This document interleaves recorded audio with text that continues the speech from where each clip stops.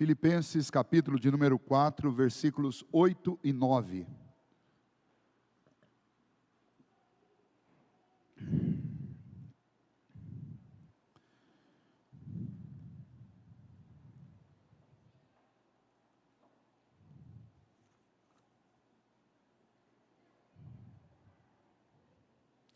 Filipenses capítulo 4, versos 8 e 9. Quero convidá-los a lerem comigo o texto. São 2 versículos apenas, encerrando esta parte do capítulo 4. Filipenses 4, versículos 8 e 9. Leiamos. Finalmente, irmãos, tudo que é verdadeiro, tudo que é respeitável, tudo que é justo, tudo que é puro, tudo que é amável, tudo que é de boa fama, se alguma virtude há e se algum louvor existe, seja isso que ocupe o vosso pensamento. O que também aprendestes e recebestes e ouvistes e vistes em mim, isso praticai, e o Deus da paz será convosco. Vamos orar mais uma vez. Bondoso Deus, nós suplicamos a Tua bênção sobre nós nesta hora, ao lermos, ó Deus, esta porção bendita da Tua palavra, que o Teu Espírito ilumine o nosso interior e que o Teu Espírito se una à Tua palavra e plante-a dentro do nosso coração, de tal maneira, ó Deus, que ela seja como uma semente que brota, que floresce e que dá frutos dentro de nós e através de nós. Precisamos disso e Te pedimos isso, Senhor, nesta hora, no nome bendito do Senhor Jesus, o nosso Salvador. Amém. Muito bem, vamos recordar um pouquinho. Nós estamos no capítulo 4 desta pequena carta que Paulo escreveu de uma prisão em Roma, da primeira prisão em que ele esteve em Roma, a primeira vez. Da segunda vez ele termina o período de prisão sendo decapitado, mas da primeira vez ele tem a oportunidade ainda de voltar para a igreja, mas lá da prisão, antes da sua saída, ele escreve uma carta à igreja de Filipos, bem como escreve cartas às demais igrejas, mas esta especialmente que nós estamos estudando, é uma carta extremamente pessoal, muito amistosa, mas isso não significa fraca de conteúdo, nem uma carta água com açúcar, como algumas pessoas pensam. Paulo está falando só de alegria. Paulo é contundente na sua fala. Ele no capítulo 1, ele nos lembra que Cristo deve ter a primazia na nossa vida sobre todas as coisas. No capítulo 2, ele nos ensina que, a exemplo de Cristo Jesus, o outro deve, depois de Cristo, ter a prioridade nas nossas relações. Temos que colocar aquilo que é a necessidade do outro acima da nossa, como Cristo colocou as nossas necessidades acima da dele. Depois, no capítulo 3, Paulo nos manda tomar cuidado com os falsos mestres e nos incentiva a ter uma vida conectada com a palavra, conectada com a igreja e conectada com Deus. Lembrando que a nossa caminhada aqui, ela é passageira, somos peregrinos em terra estranha, temos uma pátria, estamos indo para lá, e eu não posso me agarrar a este mundo, e eu não posso me amoldar a este mundo, eu não posso me amoldar a esse tempo, porque eu não sou daqui. Eu vou para outro lugar. Os princípios que regem a minha vida não são os princípios que regem a vida de um pagão nesse mundo. Então Paulo desafia a igreja à diferença. Paulo também trata da dificuldade de relacionamento interna da igreja, especialmente porque havia 2 mulheres lá, e as 2 eram líderes, e elas tinham trabalhado muito pela plantação da igreja, mas elas estavam brigando entre si. Então Paulo fala sobre unidade, sobre comunhão no corpo de Cristo, comunhão na igreja. E aí nós entramos no capítulo 4, que é um capítulo em que Paulo, ele traz na primeira parte, imperativos, ordens para a igreja. E aí nós estamos já no 3º domingo, estudando esses imperativos apostólicos para a igreja cristã. Eu quero relembrá-los de cada um daqueles que nós estudamos até aqui, e hoje nós vamos encerrar com os 2 últimos, tá? Primeiramente, Paulo nos chamou a sermos firmes, e isto é um imperativo para a igreja: sejam firmes, constantes, permanecei de prontidão, sempre cuidadosos, sempre meticulosos no conhecimento de Deus, na vida de acordo com esse conhecimento e na propagação desse conhecimento. Permaneçam firmes como soldados no posto de batalha. Segundo, mantenham a harmonia nos relacionamentos. É dever nosso como igreja nos valermos do amor de Cristo que é derramado em nosso coração para a lubrificação dos nossos relacionamentos.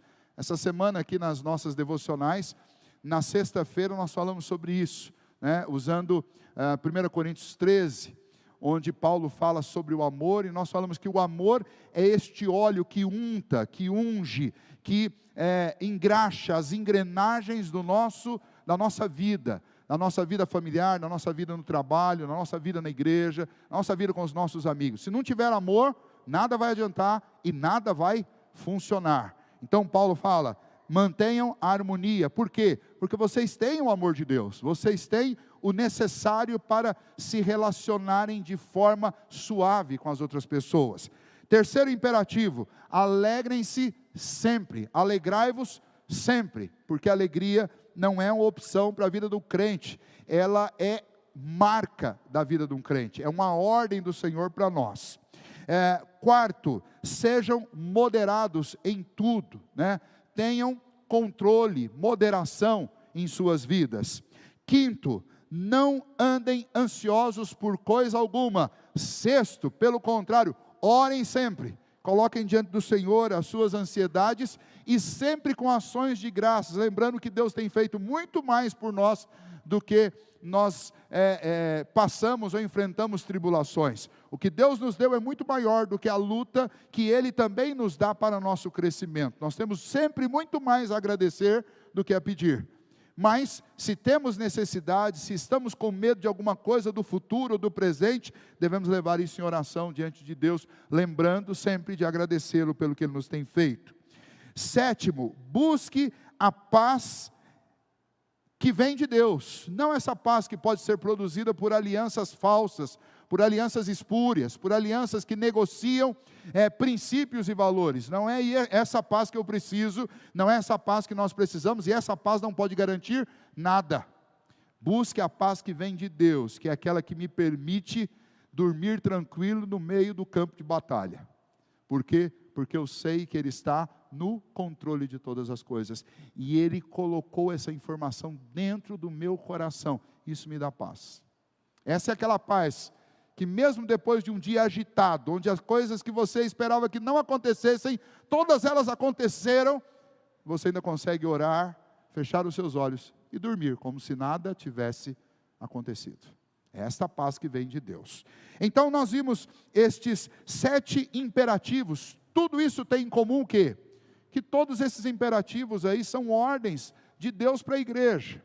Antes de irmos exatamente para os 2 últimos, eu quero responder uma pergunta que eu recebi inclusive pela internet em relação a isso. Uma pessoa perguntou, pastor, tudo bem que é uma ordem, mas como obedecer esta ordem? Como obedecer estes 7 princípios, esses 7 imperativos?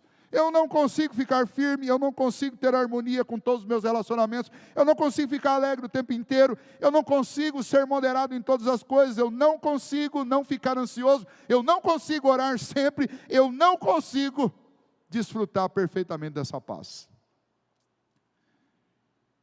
E eu respondi para essa pessoa, olha, é importante que você veja todo o contexto e vá até o fim. Porque para cada um destas expressões suas de não consigo, no final dessa frase, você precisa incluir o finalzinho dela. E o finalzinho desta frase é, eu não consigo, mas Jesus consegue. E Ele habita em mim. Eu não sou suficiente para nenhum desses imperativos, mas Cristo é. E Ele disse, eis que estarei convosco todos os dias até a consumação dos séculos. A Bíblia é um livro de imperativos, são leis no Antigo e no Novo Testamento. A Bíblia é um livro de preceitos, de princípios. E todos eles, para nós, são grandiosos demais, são perfeitos demais e são inatingíveis demais pela nossa natureza pecaminosa. E quando nós falamos desses imperativos, nós estamos falando daquilo que é absolutamente necessário do ponto de vista de Deus, que inspirou esses apóstolos a escreverem isso para a gente. Então, isso é necessário na nossa vida. Não significa que isso é absolutamente possível para pecadores como nós.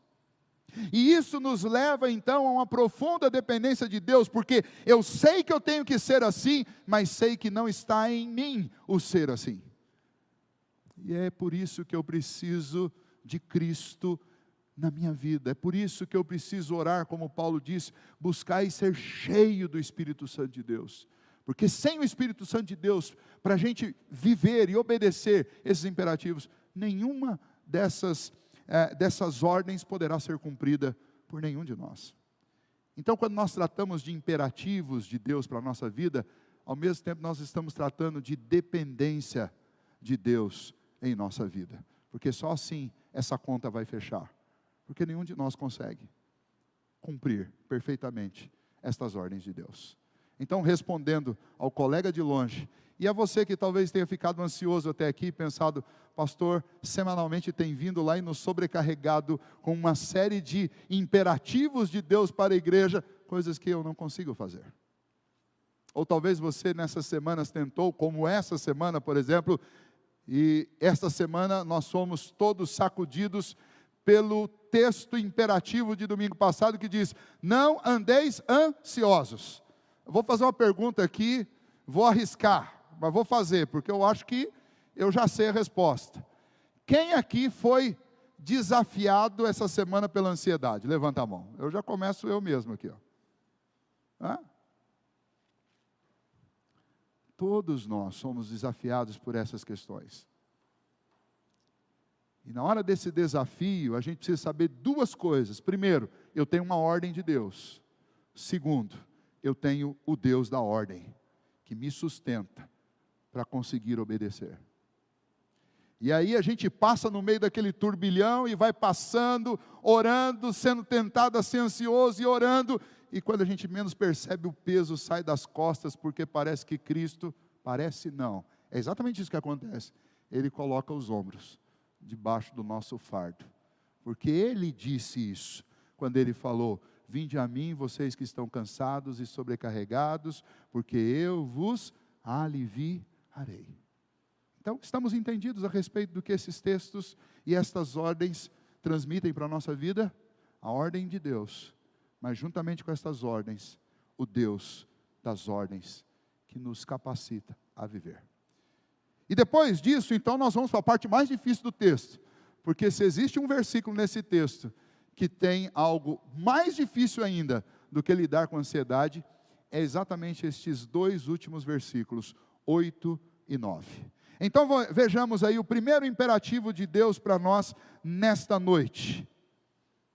Guarde a sua mente, cuide dos seus pensamentos, pense em coisas boas.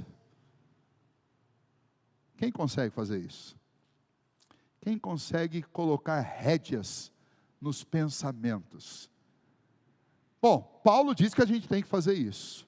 E ele diz isso da seguinte maneira: finalmente, irmãos, tudo que é verdadeiro, tudo que é respeitável, tudo que é justo, tudo que é puro, tudo que é amável, tudo que é de boa fama, e se alguma virtude há, e se algum louvor existe, seja isso o que ocupe o vosso pensamento. Ou seja, Paulo está corrigindo o meu jeito de pensar. Ele já corrigiu a ansiedade, que é algo difícil demais. E agora ele diz que é um imperativo para a vida da igreja, do crente, cuidar da forma de pensar. Paulo fala isso de uma outra maneira lá em Colossenses, no capítulo 3, que lemos no início do culto.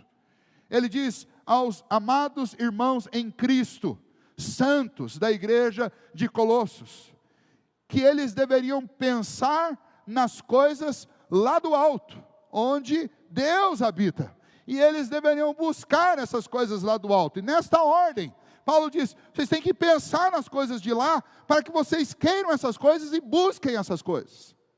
E o que Paulo está fazendo aqui é exatamente a mesma instrução. Paulo está dizendo a respeito das rédeas, dos limites e da regra que eu preciso colocar na minha própria mente, para manter o mínimo de moderação sobre a minha forma de pensar e cuidar com aquilo que ocupa o meu pensamento. Quando eu era criança, vocês ouviram, eu contei aqui, agora eu vou contar o resto da história.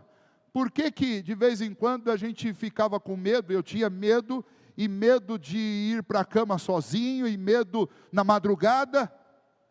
Eu lembro até hoje, e vocês devem conhecer o filme, quem não conhece não perca tempo, não vale a pena, mas eu lembro que eu era muito pequeno, sei lá, 7, 8 anos, e numa das madrugadas que tinha um corujão, e aí eu vou explicar para vocês por que um moleque de 8 anos sabia o que era corujão lá na televisão, porque só tinha energia onde nós morávamos, da meia-noite às 4 da manhã, minha mãe acordava para lavar roupa, para fazer uma série de coisas, a gente acordava, ia dormir 7 horas da noite e acordava, além da tensão que existia, porque meu pai era da denominação que não podia ter televisão, então a televisão ficava num quarto, e escondida, né, moitada lá, tal, e aí na madrugada a gente ia lá assistir televisão, e eis que um dia tinha lá o tal do corujão, e tinha um filme, um clássico do cinema, Bebê de Rosemary.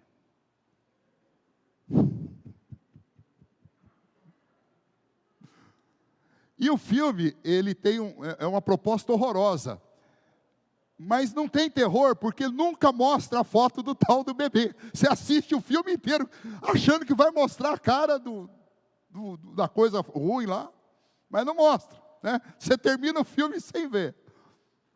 Mas aquele filme colocou um terror no meu coração, que aí não dormia mais mesmo, semanas, né? E aí a última alternativa do meu pai foi essa, de vir orar e falar que eu tinha que, na hora de dormir, pensar nas coisas do céu. Eu não sei se ele sabia que ele estava repetindo a Bíblia para mim, mas foi isso que ele disse: você tem que pensar no céu, pensa nas ruas de ouro, pensa na casa de Deus, pensa nos anjos, pensa nos arcanjos, pensa em Jesus andando sobre as águas, pensa em Jesus multiplicando o pão. E aí o exercício de toda a noite era esse, colocava a cabecinha no travesseiro e começava a tentar imaginar essas cenas, e é o que fazia dormir. Pois veja, uma receita simples para criança de 7 anos, que funciona para qualquer um de nós, que funciona para todos nós, e que Paulo recomendou para uma igreja. Ele disse isso: irmãos, se existem coisas boas para se pensar, ocupe a sua mente com elas. Ocupe a sua mente com elas. Ao invés de você se entregar ao medo, ao terror e aquilo que rouba a sua paz, entregue a sua mente e ocupe a sua mente com coisas boas. Agora vamos ver, o que as nossas plataformas de streaming elas oferecem? Oferece de tudo, ok. Mas se você for fazer uma análise proporcionalmente do que mais tem lá, o que mais tem lá é aquilo que te aterroriza, é aquilo que te bota medo. Chegou uma fase na nossa vida, eu e Sibeli, que nós adotamos um princípio. Na nossa casa ninguém vê filme de terror. Se quiser ver filme de terror, juntar a UPA, a mocidade para ver filme de terror, vai escolher outra casa e vai fazer sem o pastor saber, porque se souber, eu vou bater o pé. Por uma questão muito simples, por causa do bebê de Rosemary. Não, não é por causa disso. É porque o meu pai citou a Bíblia. Porque Paulo, que eu estou compartilhando com vocês, deu uma ordem. E a recomendação dele é perfeita e funciona. Não ocupe a sua mente com aquilo que te tira a paz. Você não pode fazer isso. Não ocupe a sua mente com aquilo que te tira a sanidade. Não ocupe a sua mente com aquilo que te afasta de Deus e que te faz pensar naquilo que é exatamente o oposto de Deus. E a gente precisa disso, como igreja. Você já imaginou como vem um coração para a igreja depois de passar uma tarde inteira assistindo Jogos Mortais? O cara passou a tarde de domingo vendo Jogos Mortais 1, 2, 3, 4. Aí dá o horário de vir para a igreja, ele toma um banho e vem para a igreja. Ele olha para o pastor e já pensa: se ele passar do tempo eu vou fazer como no filme, vou arrumar uma serra daquela que tem lá, e vou deixar um relógio conectado na corrente de um lado e a serra do outro. Se ele passar do tempo, o relógio vai puxar ele para a serra. Já pensaram alguma coisa? Não, né? Graças a Deus, ninguém está assistindo Jogos Mortais por aí. E eu estou citando esse porque, na minha vida, esse foi o último filme de terror que eu assisti, acho que 2 décadas atrás. Porque eu pus um propósito de que eu não ia mais ocupar minha mente com esse tipo de coisa. Nem por entretenimento. Jamais.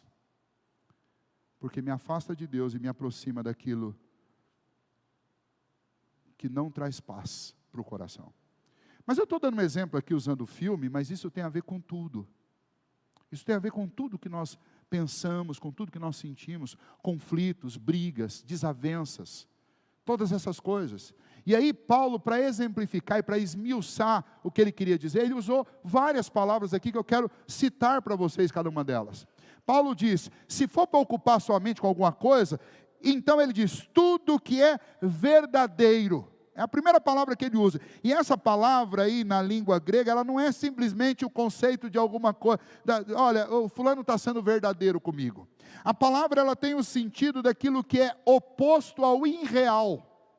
Ou seja, é verdadeiro, é real, é autêntico, é algo que de fato existe. Porque isso significa o quê? Não é que eu vou me abduzir da vida e não vou enxergar mais os problemas, não vou lidar mais com eles, mas se for para lidar com alguma coisa, e se for para pensar em alguma coisa, eu só vou ocupar a minha mente para pensar naquilo que é real. Uma reunião de oração, há alguns anos atrás, numa congregação, uma irmã falou, pastor, o senhor pode orar por fulano? E falou um nome que não me era estranho, mas não lembrava de ninguém na igreja com aquele nome. Ela tinha um déficitzinho na sua mente, e a gente compreendia algumas coisas que ela fazia, porque ela tinha essa dificuldade. Mas eu fiquei curioso, né? Mas participamos lá da reunião de oração, orei pelo dito cujo, né? E depois, no final, nós fomos conversar, mas quem que é fulano? O senhor não viu? O senhor não está assistindo? Eu falei, o quê? Não estou sabendo. Saiu no jornal? Não, na novela das 8, ele vai morrer. Ela tinha pedido para eu orar por um personagem na novela. E o pior é que eu orei. Não é real. Eu fiquei imaginando o quanto aquela mulher tinha sofrido pelas cenas do próximo capítulo, porque ela estava sofrendo com uma história que não é real.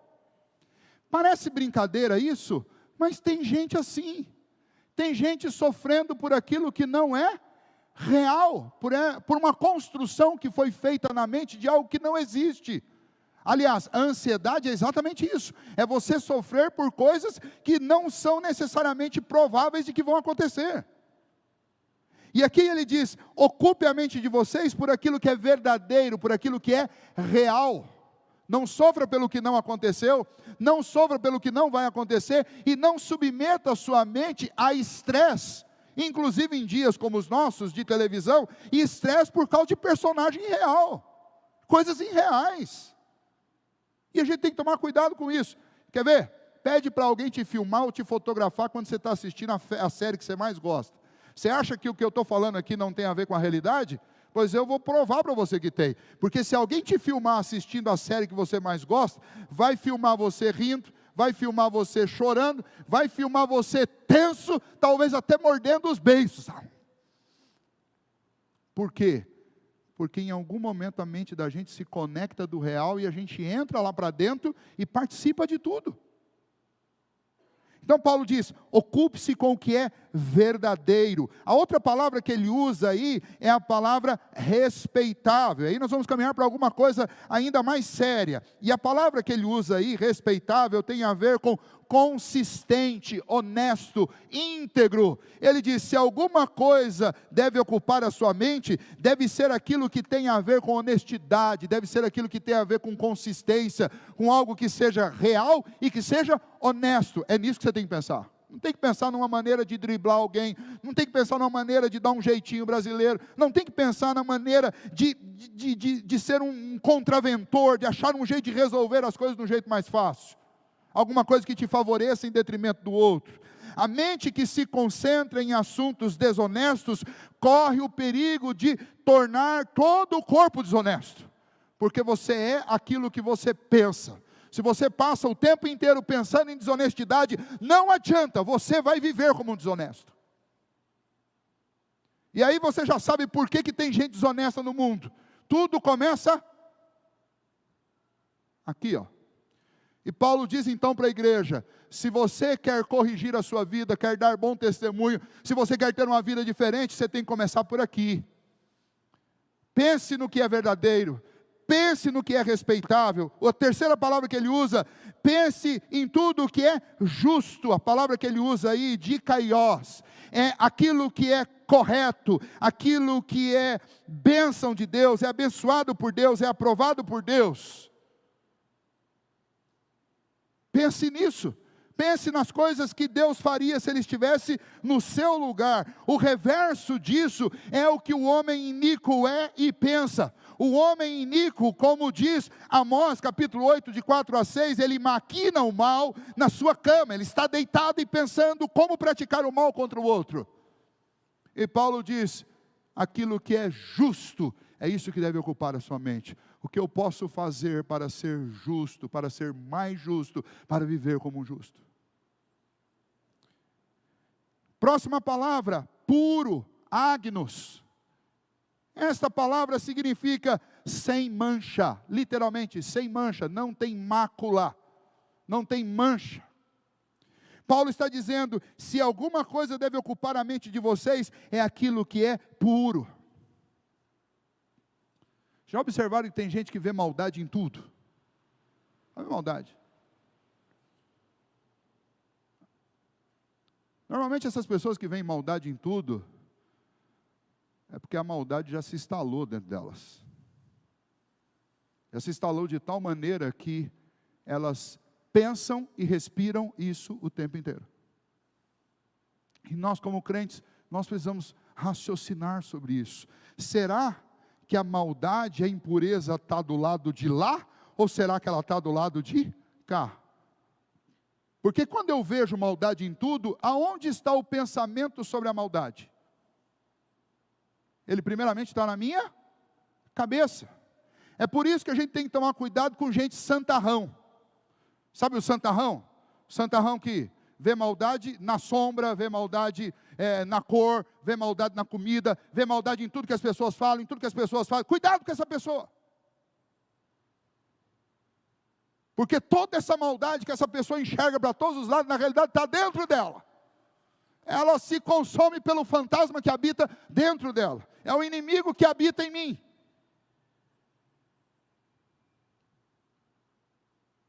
E Paulo diz, tudo que é puro, ocupe a sua mente. E a gente tem que tomar cuidado, muito cuidado com isso, porque às vezes na tentativa nossa de identificar, reconhecer e combater o mal, a gente se torna aquilo que a gente procura, aquilo que a gente combate, aquilo contra o qual a gente luta. Existe uma chance muito grande da gente se confundir com o nosso inimigo, quando a gente entra numa linha de luta e de combate muito acirrado. Tome cuidado com isso.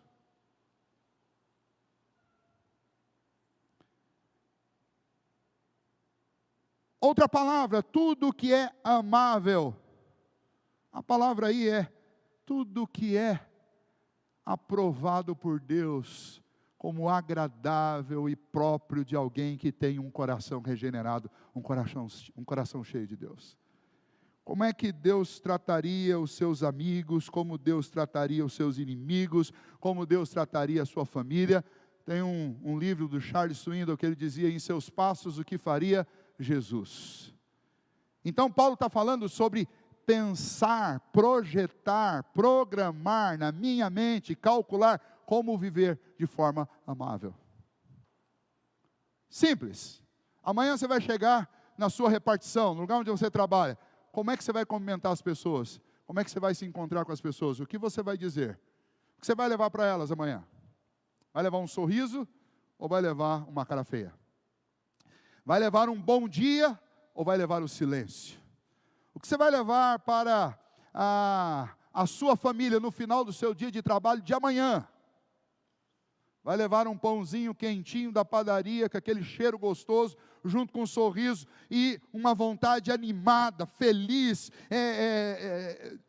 contagiante, de passar momentos agradáveis com as pessoas que você ama? Ou você vai chegar lá com muita raiva da vida e de todos, chutando todo mundo e descontando na família o que aconteceu com você?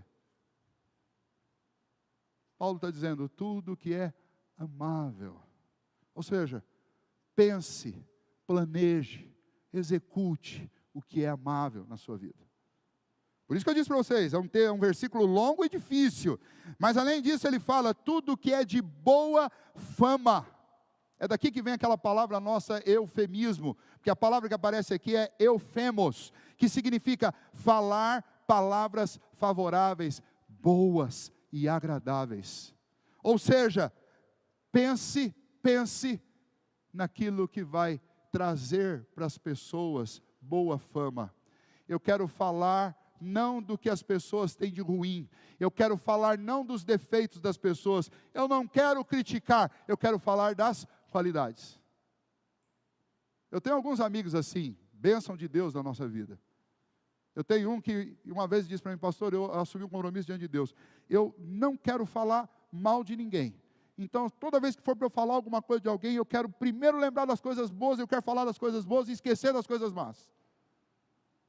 E eu o vi, eu pessoalmente, como pastor dele, eu o vi fazendo isso muitas vezes, se esforçando em enxergar o bem onde quase ninguém enxergava. Não, mas fulano, mas ele tem isso. E aí alguém fala, mas o cara está fazendo isso. Mas ele tem isso. Mas ele é assim. E que grande desafio é esse? A gente ocupar a mente com aquilo que é de boa fama.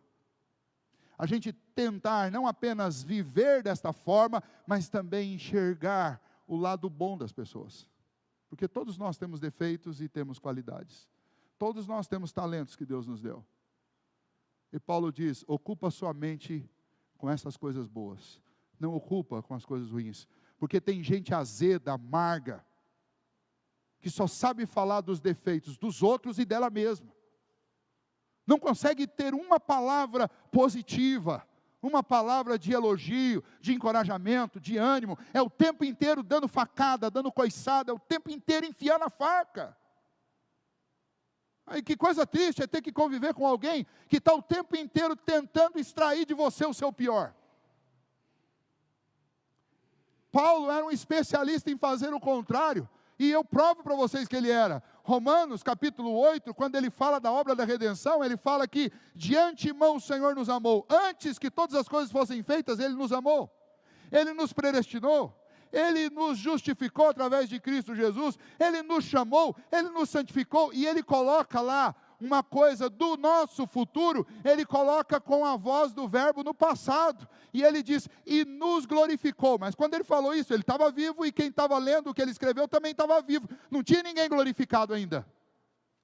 Mas Paulo tinha tanta certeza de que Deus ia concluir a obra que Ele começou, que ele olhava para as pessoas cheias de defeito ao redor dele, que também tinha um monte de defeito, e ele olhava para ele e falou, o Senhor já nos glorificou. Ou seja, ele diz, eu quero ver vocês glorificados, eu não quero considerar vocês com defeitos. Porque o que vale é o que nós seremos por toda a eternidade. Essa vida aqui é muito curta, 60, 70, 80 anos. Isso daqui não me marca, isso daqui não me define. O que me define é o que eu serei por toda a eternidade. E o meu Deus, através do sangue do seu Filho, Ele me deu a garantia de que minha dívida foi paga, eu estou salvo e eu serei glorificado, santo e puro por toda a eternidade. Então Paulo diz, o que é de boa fama, pense nisso, porque vocês foram por meio de Cristo Jesus já antecipadamente, vocês têm a certeza da glorificação e do aperfeiçoamento. Então pare de olhar para os seus irmãos como se eles fossem as piores pessoas da terra. Tem gente que chega assim, olha pastor, igreja não é fácil, não é difícil igreja. A igreja é difícil mesmo. Se a minha mente estiver ocupada com aquilo que não é verdadeiro, se a minha mente estiver ocupada com aquilo que não é respeitável, se a minha mente estiver ocupada por aquilo que não é puro, se a minha mente não estiver ocupada por aquilo que é agradável, é amável, se a mente minha estiver ocupada por aquilo que não é de boa fama, igreja é o pior lugar para eu viver. Porque a igreja está na direção contrária de todas essas coisas. A igreja é a antessala da eternidade. É o lugar onde o meu Redentor me pegou quebrado, e Ele vai me consertando e me preparando para aquilo que eu serei por toda a eternidade. Esse lugar aqui é um lugar que as pessoas andam na direção do eterno, sendo transformadas dia a dia. Eu tenho que pensar nisso. O que ficou para trás, ficou. Eu não vou voltar mais no tempo. Eu não vou olhar mais para o passado. Eu não vou sofrer pela culpa. E eu também não vou ser o acusador de ninguém. Porque esse lugar aqui é o lugar onde nós viemos, para que aos pés da cruz de Cristo nós fôssemos aperfeiçoados. Por que eu vou querer agora ser o desagradável, que vai ficar tentando espizinhar sobre o defeito de um irmão meu, um defeito passageiro, que não vai durar muito tempo? Porque o nosso Redentor já deu a certeza de que Ele vai tirar todas essas imperfeições de cada um de nós. Esse é o sentimento de Paulo. Então Paulo diz, e ele conclui isso, ele fala, ao invés de ficar citando todas as outras virtudes que precisam ocupar o nosso pensamento, ele diz, em último lugar nesse versículo, se alguma virtude há e algum louvor existe, seja isso que ocupe a mente de vocês. Ele está dizendo, olha, na mente de vocês, só virtude. É só isso. Em outras palavras, cuide da sua mente, guarde a sua mente, pense naquilo que é virtuoso. Pastor, como é que eu faço isso? Eu vou dizer para você, só tem um jeito de fazer isso. É a recomendação do meu pai.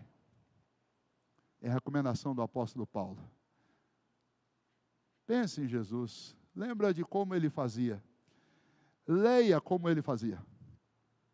Encha a sua mente de Cristo. Dobre o seu joelho e peça, Senhor, eu quero ser parecido com o Senhor. Eu quero pensar como o Senhor pensava. Eu quero falar como o Senhor falava. Eu quero agir como o Senhor agia.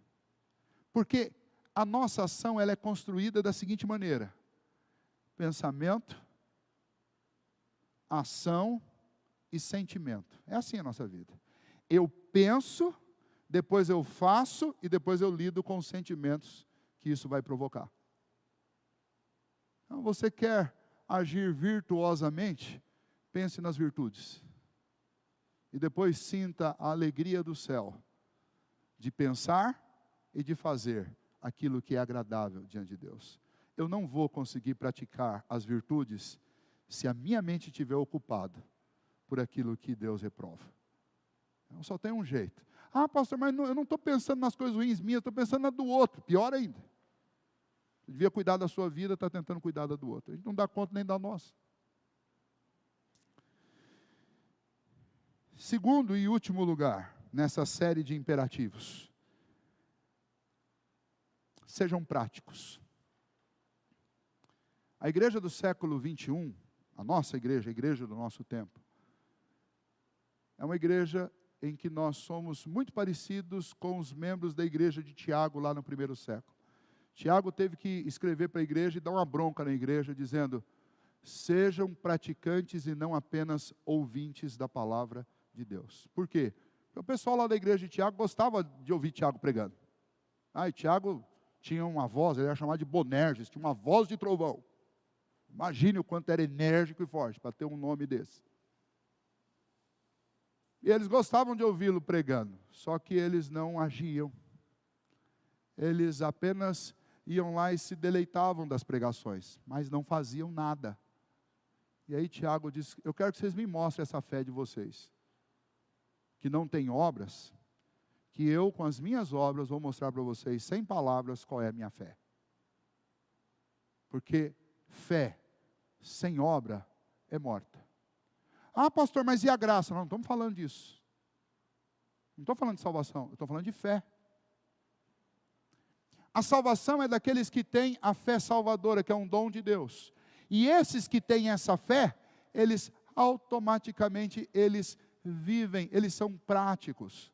E Paulo está escrevendo para aquela igreja e fala assim: irmãos, está na hora de vocês saírem do quartel-general, está na hora de vocês saírem da escola e ir para o trabalho, né? Está na hora de vocês pararem de encher a cabeça de informação e não fazer nada com essas informações. Sejam práticos. E aí Paulo faz algo que é muito desafiador e muito sério. Veja como é que ele chama esses crentes à prática. Veja o verso 9. O que também aprendestes e recebestes e ouvistes e vistes em mim, isso praticai. Ele está usando o exemplo dele. E aí tem que ser um homem muito temente a Deus, cheio do Espírito de Deus e muito consciente de que ele está vivendo do jeito que Deus quer. Porque ele chamou a igreja para ele. Ele falou: o que vocês aprenderam comigo, o que vocês receberam de mim, o que vocês estão percebendo na minha prática, veem em mim, façam isso também. Que grande desafio. Eu pergunto aqui, quem pode repetir as palavras de Paulo aqui nesta noite? Quem de nós pode repetir essas palavras? Quem de nós pode dizer o que Paulo disse? O que você aprendeu comigo, o que você recebeu de mim, isso você tem observado em mim, então vai lá e faça igual. Irmãos, esse texto é para todos nós, a começar pelo pastor, pelos presbíteros, pelos diáconos, os mais velhos, os adultos, os mais jovens, os adolescentes. Quantos sermões nós já ouvimos? Quantos imperativos? Aqui eu estou lendo uma lista para vocês de 9 imperativos, aqui nestes 9 versículos de Filipenses 4. Mas e a Bíblia inteira? Quanta coisa nós já ouvimos? E nós temos trazido isso para a nossa vida, lembrando sempre, com a dependência de Cristo. Irmãos, a igreja é um lugar de amadurecimento, é um lugar que a gente vem para crescer. E a única forma desse amadurecimento acontecer é a gente levar a sério o que a gente ouve e sair da teoria e caminhar para a prática. Não tem jeito de ser diferente. Quando Paulo diz, seja isso que ocupe a vossa mente, e na sequência fala sobre prática, Paulo está dizendo o seguinte: eu preciso aprender, eu preciso receber, preciso dar ouvidos, eu preciso ver o exemplo, e diante disso eu tenho que entender que não basta ter fatos na cabeça, eu preciso de verdades no meu coração. Uma coisa é aprender uma história, outra coisa é amar essa história e querer ver essa história acontecendo na minha vida.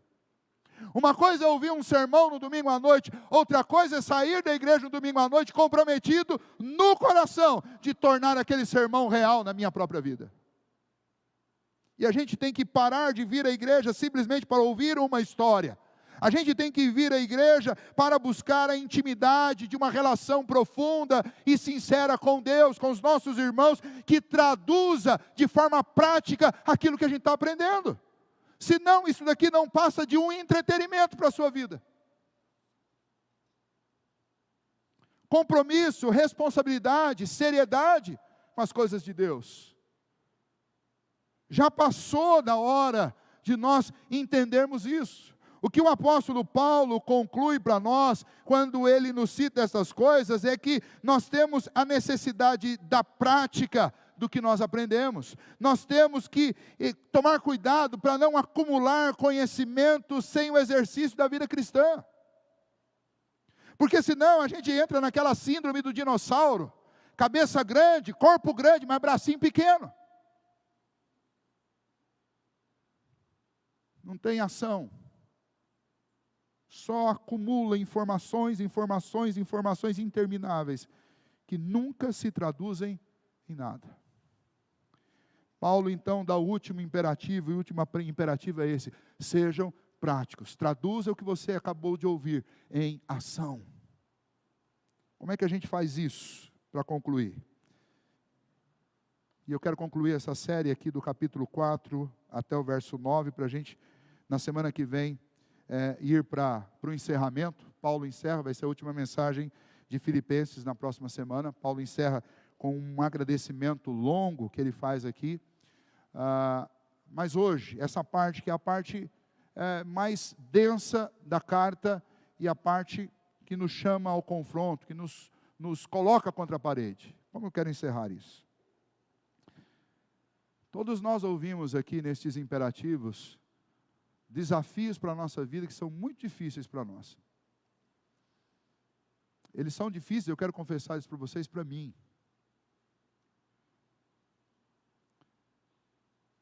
Eles são difíceis para cada um de nós. Mas as tarefas difíceis da vida, elas não são impossíveis. A gente precisa começar, precisa dar um passo, né? Tudo começa assim. Hoje cedo a gente estava no café aqui, a gente estava falando de peso, né? E aí uma pessoa chegou e me pastor, eu já consegui perder 6, mas eu preciso perder tanto. Eu falei, parabéns. Você já perdeu 6. Para perder 10, você tem que passar pelo 6. Para perder 20, você tem que passar pelo 10. O importante é que você está dando passos para fazer isso. A gente não vai virar um super crente, nem deve, da noite para o dia. Esse conceito de super crentes é ruim. Mas eu posso sair daqui hoje comprometido com um desses imperativos, em oração e dependência diante de Deus, falar, Senhor, eu quero que o Senhor me ajude. Eu preciso muito do Teu Espírito, porque eu preciso ser firme na minha casa. Então, essa semana eu quero orar, e eu quero todos os dias ler sobre isso, e eu quero ser firme. Pastor, o senhor pode me dar textos sobre a firmeza na fé? Exemplos bíblicos de homens que foram firmes na fé. Eu preciso encorajar meu coração com essas coisas. Eu quero ser um homem firme. Quero ser um líder de família. Quero ser um homem honesto nos meus negócios. Quero ser firme. Me ajuda nisso. Nós vamos orar junto. Nós vamos caminhar junto. Mas principalmente Cristo estará com você e estará conosco. Pastor, meu negócio é outro. Meus pensamentos estão muito conturbados. E nessa noite a mensagem falou comigo. Eu quero pensar naquilo que é bom. Eu falei, então vamos começar fazendo uma lista aí de tudo que você tem exposto diante dos teus olhos, que está trazendo pensamentos ruins para a sua mente. Como nós falamos aqui para as crianças. Aí vamos tirar isso do alcance de visão. Pastor, eu não me controlo. Eu vou lá nos streamings e eu só procuro o que não presta. Então beleza, vamos começar desinstalando todos esses streams da sua casa. Tira isso. Pelo menos por um tempo. Para que você busque a Deus o tempo que você perdia buscando essas coisas. Isso não significa que está proibido, tá? Depois você pode até reinstalar. Mas que você faça isso com domínio próprio. Que esse é o ponto. Que você faça isso com moderação. Que você não quebre estes imperativos para ceder a um desejo pessoal. Mas todas essas coisas, eu quero repetir, todas elas dependem da presença de Cristo em nós. Porque nós nunca fomos e ainda não somos suficientes para esses imperativos. É por isso que para cada um desses itens eu preciso de Cristo. Eu preciso do Espírito. Eu preciso da igreja. Eu preciso dos meus irmãos. Eu preciso da companhia uns dos outros. Para a gente caminhar e vencer cada uma dessas questões juntos. Paulo falou para aquela igreja. E sabe como ele demonstrou esse entendimento para aquela igreja? Ele não mandou uma carta sozinho. Junto ele mandou um pastor para auxiliar aquela igreja. Para auxiliar aquelas mulheres que estavam brigando. Ele mandou gente para lá. Ele intercedeu por aquela igreja. Ele mandou a carta e o exemplo pessoal da vida dele. Ele se envolveu com aquela igreja. E aquela igreja, ela recebeu a mensagem. E ela entendeu que ela precisava mais de Cristo. Porque no final das contas, o centro da mensagem de Filipenses é sobre como o poder de Cristo em nós pode nos transformar e nos capacitar para uma vida tão diferente como essa que Paulo nos desenha através deste imperativo. Cristo faz isso. Vou pedir para eles tocarem, quero estar ao pé da cruz. Porque é lá no pé da cruz, de joelhos dobrados, com a face em terra, que nós vamos conseguir força para cumprir os imperativos do nosso Deus.